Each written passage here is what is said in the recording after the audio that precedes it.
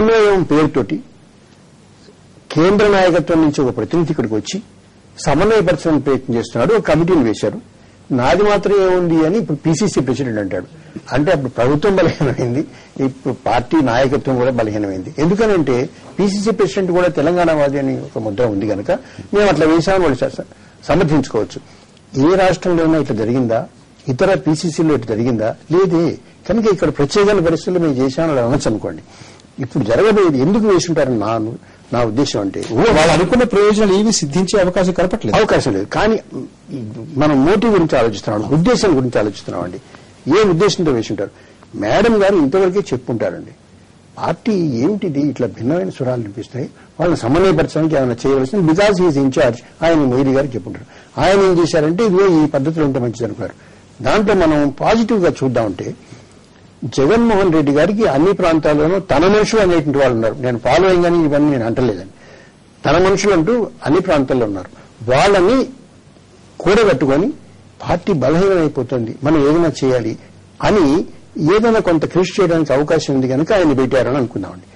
ఆయన ఇదివరకు ఎప్పుడే వైఎస్ రాజశేఖర రెడ్డి గారి వెంట ఎప్పుడు నీడలాగా కేవీపీ రామచంద్రరావు గారు ఉన్నారు. ఇప్పుడు కూడా అదే విధంగా కేవీపీ రామచంద్రరావు గారు జగన్మోహన్ రెడ్డి గారికి నీడలాగా ఉండి పనిచేస్తారేమో అని అనుకోవచ్చు.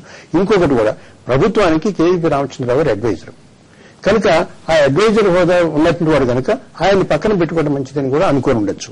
ఈ రకంగా చూస్తే పార్టీని బలపరచడం కోసం చేసినటువంటి ప్రయత్నంగానే కనిపిస్తుంది తప్పితే బలపడుతుందా లేదా అనేటువంటిది వేరే విషయం. ఆ ఉద్దేశంతో వాళ్ళు చేసి ఉంటారు. కానీ ఆ ప్రయోజనం నెరవేరే ఒక్క మాట అనుకోవచ్చా? మీరు చెప్పిన దాంట్లో నుంచి ఒక్క మాట మీరు తీసుకోవచ్చా? అంటే వీరిద్దరిని బయట పెట్టడం వల్ల మనకి నష్టమే గాని లాభం లేదు అని కనీసం అధిష్టానం గుర్తించింది అని అనుకోవచ్చా? ఇప్పుడు బయట పెట్టింది ఎక్కడ? ఇప్పటివరకు అటువంటి అవకాశం ఎక్కడ వచ్చింది? గవర్నమెంట్ లేదు కానీ ఆయన గవర్నమెంట్ అడ్వైజర్ కంటిన్యూ అవుతూనే ఉన్నాడు. జగన్మోహన్ రెడ్డిని చీఫ్ మినిస్టర్ చేయలేదని తప్పితే ఇంకేం బయట పెట్టింది ఏం లేదు.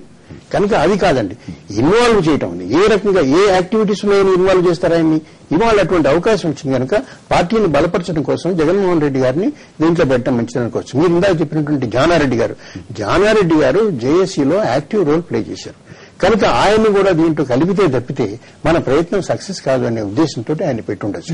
దాని ప్రభావం నాకు కావాల్సింది మీ ఆలోచనలో జానారెడ్డి గారిని ఇందులో పెట్టడం అని అంటే జేఏసీని ఎలా చూస్తుంది? జేఏసీ మీద దీని ప్రభావం ఎలా ఉంటుంది? మనం ఉద్దేశాల గురించి మాట్లాడుకున్నామండి, ఫలితాన్ని గురించి కాదు. ఉద్దేశం ఆ ఉద్దేశంతో వేశారు. కానీ ఇప్పుడు ఫలితం మాత్రం మీరు నెట్ రిజల్ట్ ఏమిటంటే దానివల్ల ప్రయోజనం ఉండదండి. ఒక్క మాటలో చెప్పొచ్చు. అరవింద్ కుమార్ గౌడ్ గారు ఇందాక మేము మాట్లాడుకుంటున్నప్పుడు, ఇందాక యాదగిరి రెడ్డి గారితో మాట్లాడుతున్నప్పుడు జేఏసీ నుంచి కాంగ్రెసే కనుక వెళితే తెలుగుదేశం పార్టీ కూడా ఉండదు, జేఏసీ ఉండేటువంటి భవిష్యత్తు ప్రశ్నార్థకం అవుతుంది అని అన్నారు. అంటే ఒకవేళ కాంగ్రెస్ కనుక అనుకుందాం పొత్తులు గారు కాదంటున్నారు, ఆ రకమైనటువంటి పరిణామాలు ఏమి జరగమంటున్నారు. హైపోథెటికల్ గా ఒకసారి అనుకుందాం, జేఏసీకి కాంగ్రెస్ అధిష్టానానికి మధ్యన గనక ఒక స్పర్ధ వచ్చిందనుకోండి, రాజీనామాల విషయంలో కానీ మరో దాని విషయంలో కానీ, ఒక కార్యాచరణ విషయంలో కానీ, ఒక ఆందోళన విషయంలో కానీ, జేఏసీ నుంచి మీరు బయటికి రండి, ఇలా అయితే కుదరదు, మీరు చేయాల్సినంత చేస్తున్నాం కదా, శ్రీకృష్ణ కమిటీ వేసాము, మరొకటి చేస్తున్నాం, అన్ని చేస్తున్నాం, ఇంకా ఎందుకు మీరు అని అంటే వారు గనక బయటకు వస్తే మీ పరిస్థితి డెఫినెట్ గా ఇప్పుడు ఇంతకుముందు చూసినా కానీ జేఏసీలో కొంతమంది వ్యక్తులు ఉన్నారు తప్పితే పార్టీ మొత్తం లేదనేది అక్కడ అధిష్టానం నుంచి ఆర్డర్స్ వచ్చేసాయి. దాని తర్వాత అంతకుముందు ఇక్కడ ఉన్నటువంటి తెలంగాణ ప్రాంత ఎంపీలు గాని మంత్రులు గాని కొంతమంది జేఏసీ అవసరం లేదని చెప్పారు, జేఏసీకి అయినాల్సింది లేదు, అవసరం లేదు, రిజైన్ చేయాల్సి, అంటే స్పష్టంగా తెలుస్తుంది. ఒక్కొక్క స్టెప్ బ్యాక్ అవుతుంది అనేది మాత్రం ఇది అందరికి తెలిసిన విషయం. జేఏసీలో మొత్తము ఇన్వాల్వ్మెంట్ ఇప్పుడు మనం రిజైన్ చేసినప్పుడు కూడా కాంగ్రెస్ లో ఉన్నటువంటి మొత్తం ఎమ్మెల్యేలు గాని ఎంపీలు గాని రిజైన్ చేయలే, ఎమ్మెల్యేలు మొత్తం రిజైన్ చేయాలి. మా వాళ్ళు 39 మంది మొత్తం స్పీకర్కి ఇచ్చినట్టు వాళ్ళు ఎవరు ఇవ్వలే. మంత్రులు ఇచ్చినా గానీ అహ్మద్ పటేల్ గారికి లెటర్ ఇచ్చారు తప్పితే అహ్మద్ పటేల్ ఏ రకంగా కూడా చూసినా కానీ కరెక్ట్ కాదు. అలా వాళ్ళు తప్పించుకునే పద్ధతుల్లోనే జేఏసీలో ఉన్నారు. ఏదైనా ఇబ్బంది వస్తుందేమో అరవింద్ కుమార్ గౌడ్ గారు ఆ వ్యూహానికి ఇది కొనసాగింపు అనుకో, డెఫినెట్ గా కొనసాగింపు. ఎందుకంటే మొయిలీ గారు మనం చెప్పారు మీరు జేఏసీలో ఉండకుండా తప్పించుకోండి అని, అది కుదరలేదు. ఇప్పుడు జానారెడ్డి గారిని ఇన్వాల్వ్ చేశారు. జానారెడ్డి గారు దామోదర్ రెడ్డి గారు పోయినప్పుడు ఒక కమిటీని వేశారు, వాళ్ళకి ఇంపార్టెన్స్ ఇస్తున్నట్టు క్రియేట్ చేశారు. దాని తర్వాత డెఫినెట్ గా జేఏసీ నుంచి వాళ్ళు ఇదొక అడుగులాగానే నేను భావిస్తా ఉన్నాను. రేపొద్దున జేఏసీ నుంచి మీరు బయటికి రండి అంటే కాదనడం కష్టం అవుతుంది కాంగ్రెస్ వారికి. అనుకుంటున్నాను. డెఫినెట్ గా అవుతుంది. కాకపోతే అందరు కాదంటారా, కొంతమంది కాదంటారా అనేది కూడా ఉంటుంది. ఇంకా జానారెడ్డి గారు మొత్తం హోల్ అండ్ సోల్ పార్టీ కాదు. జానారెడ్డి గారు కొంతవరకు, ఆయన వరకు, దామోదర్ రెడ్డి గారి వరకు కొంతమంది కమిటెడ్ ఉండొచ్చు, మిగతా వాళ్ళు ఉంటారా అనేది కూడా అనుమానంగా ఉంది. సరే, ఇప్పుడు ఇదేంది ఇప్పుడు జేఏసీ అనేది అన్ని పార్టీల కలయిక స్టార్ట్ అయింది.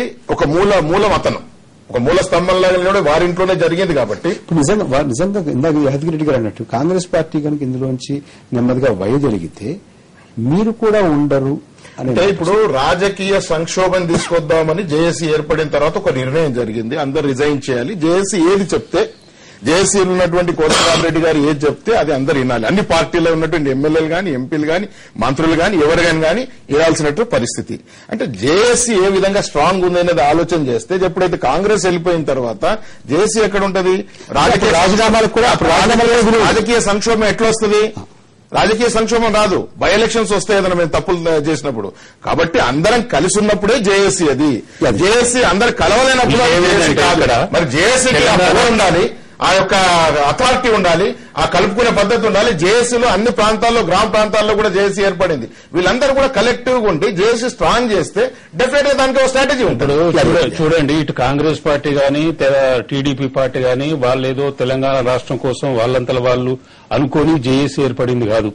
ఇక్కడ ప్రజల ఒత్తిడి, విద్యార్థుల ఒత్తిడి, తర్వాత అందరి ఒత్తిడి తట్టుకోలేక ఈ కాంగ్రెస్ పార్టీ గాని, తర్వాత తదనంతరం టీడీపీ పార్టీ గాని జేఏసీలో ఏర్పడాల్సిన పరిస్థితులు ఏర్పడి వాళ్ళు ఏర్పడ్డారు.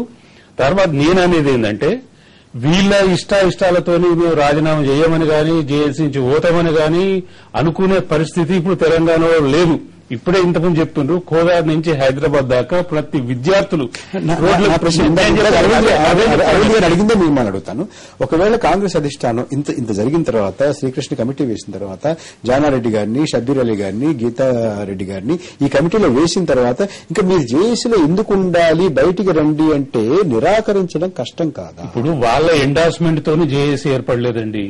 వాళ్ళ ఎండార్స్మెంట్ తోని జేఏసీ విడిపోదు. తెలంగాణ రాష్ట్రం ఏర్పడుతుందా లేదా అనే దాని మీదనే జేఏసీ ఎగ్జిస్టెన్స్ ఉంటుంది తప్ప ఇటు ఏఐసీసీ ఇన్స్ట్రక్షన్స్ గాని, తర్వాత ఇంకెవరి ఇన్స్ట్రక్షన్స్ ప్రకారం గాని ఇక్కడ ఉండదు. ఎందుకంటే ఇక్కడ ప్రజల యొక్క ఒత్తిడి, ప్రజల యొక్క అభిష్టం మేరకు జేఏసీలు ఏర్పడ్డాయి తప్ప ఏఐసీసీ యొక్క అభిష్టంతోని వాళ్ళతోని వీళ్లతోని జేఏసీ ఏర్పడలేదు, జేఏసీ పోదు అని కాంగ్రెస్ లీడర్స్ కూడా చెప్పిండ్రు. కాంగ్రెస్ పార్టీని, కాంగ్రెస్ పార్టీలో జేఏసీలో సక్రియంగా ఉన్నటువంటి వారందరినీ కూడా ఖచ్చితంగా జేఏసీలో కొనసాగుతారని మీరు విశ్వసిస్తున్నారు. పొత్తిడి గారు ఎలా ఉంటుంది? నేను ఇందా చెప్పింది మళ్ళీ కంటిన్యూ చేస్తానండి. ప్రయోజనం ఉండదని ఎందుకు అంటున్నానంటే, జేఏసీని గురించి మనం మాట్లాడుకుంటున్నప్పుడు ఒక రాజీనామాల గురించి మాట్లాడుకుంటున్నామండి కాదు. జేఏసీ ఇప్పుడు సైలెంట్ గా చేస్తున్నటువంటి ఒక యాక్టివిటీ ఏంటంటే నాన్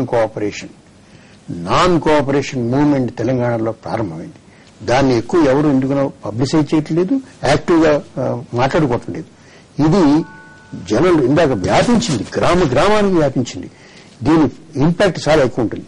కాంగ్రెస్ వాళ్ళు ఉండకపోవడం అనేటువంటిది, దాంట్లో చేరిన వాళ్ళు కూడా పార్టీ ప్రయోజనాలను దృష్టిలో పెట్టుకుని చేరారని మనం జ్ఞాపకం పెట్టుకోవాలండి.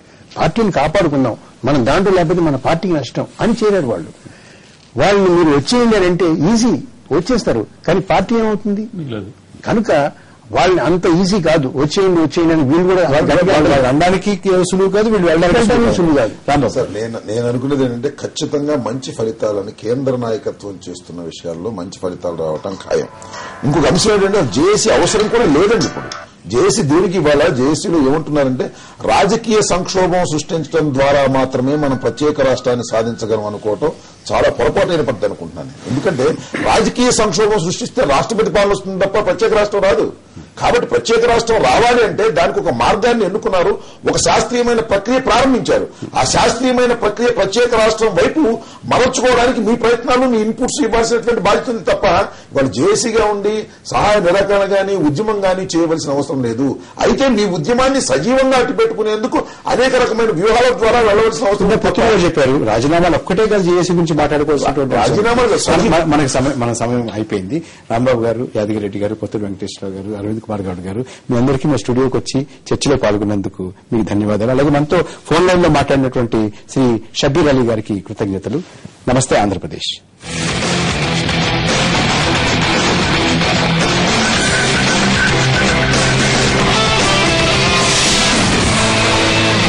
ఈ బులెటిన్ మీకు సహ సమర్పించిన వారు మీ కలల ఇంటిని రంగులమయం చేసుకోండి మై టెక్నో పెయింట్స్ తో. దగ్గు గొంతులో గరగర క్షణాల్లో మాయం నెప్టిల్ కాఫ్ సిరప్ తో.